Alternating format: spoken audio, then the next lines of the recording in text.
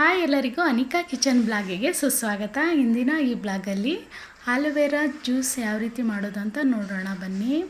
ನಮ್ಮ ಈ ಆರೋಗ್ಯಕ್ಕೆ ಈಗಿನ ಬೇಸಿಗೆ ಟೈಮಲ್ಲಿ ತುಂಬ ಚಿಲ್ಲಾಗಿರುವಂಥ ಒಂದು ಜ್ಯೂಸ್ ಇದು ತುಂಬ ಚೆನ್ನಾಗಿದೆ, ಮಾಡೋದಕ್ಕೂ ಈಸಿ.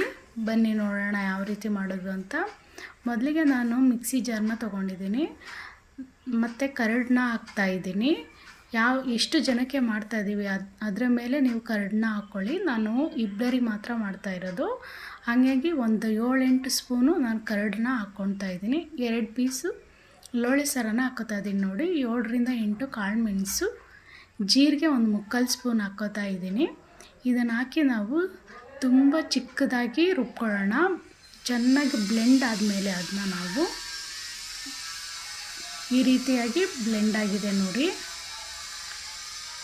ಇದು ನೋಡಿ ಯಾವ ಥರ ಆಗಿದೆ. ಇನ್ನೊಂದು ಸ್ವಲ್ಪ ನೀರು ಬೇಕು ಅನ್ನಿಸ್ತು, ನೀರು ಹಾಕ್ತಾಯಿದ್ದೀನಿ. ನಮ್ಮ ಆಲೋವೆರಾ ಜ್ಯೂಸ್ ರೆಡಿ ಆಯಿತು.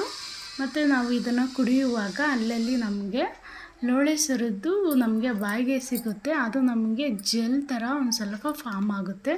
ಯಾವುದೇ ರೀತಿಯಲ್ಲೂ ಅದು ವಿಷ ಅನಿಸೋದೇ ಇಲ್ಲ. ಒಂದು ಸಲ ಟ್ರೈ ಮಾಡಿ.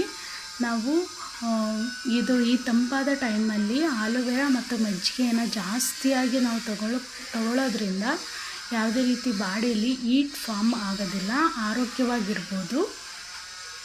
ನೀವೊಂದು ಸಲ ಟ್ರೈ ಮಾಡಿ, ನಿಮ್ಮ ಅಭಿಪ್ರಾಯನ ತಿಳಿಸಿ. ಹೀಗೆ ನಮಗೆ ಸಪೋರ್ಟ್ ಮಾಡಿ. ಬಾಯ್.